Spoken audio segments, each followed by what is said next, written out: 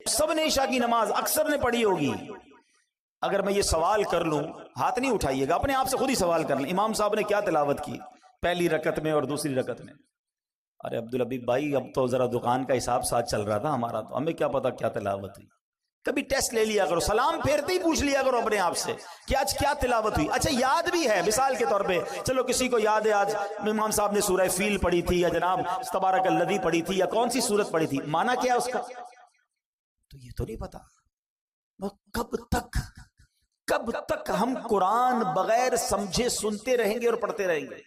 کب قرآن کے نور کو اور اس کی چاشنی کو دل میں محسوس کریں گے؟ کب انڈرسٹینڈنگ آف قرآن کریں گے؟ میں نہیں کہتا، ہونا تو یہی چاہیے کہ مسلمان ہونے کی حیثیت سے مجھے اور آپ کو پورا قرآن ایک بار تو زندگی میں ہم نے ترجمہ اور تفسیر سے پڑھا ہوتا.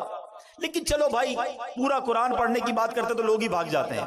یار کم از کم یہ تو ہو سکتا ہے نا، ہم ثنا سے لے کر التحیات اور درود ابراہیم اور دعا تک جتنا نماز میں قرآن پڑھتے ہیں اتنا تو سمجھ لیتے، اس کو تو انڈرسٹینڈ کر لیتے، قرآن کی چند مشہور صورتوں کا معنی تو پتا ہوتا.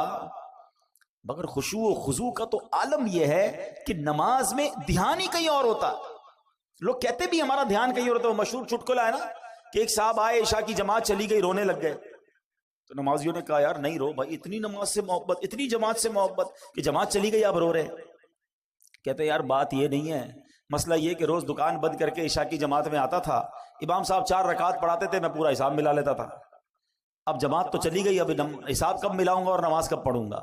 معاذ اللہ، یہ ہمارا ذہن نہیں ہوتا ہے. اچھا اس کی بڑی وجہ بھی یہی ہے، علماء نے اس کا طریقہ بھی بتایا کہ ایک تو بندہ اپنے ذہن کو دنیاوی خیالات سے پاک کر کے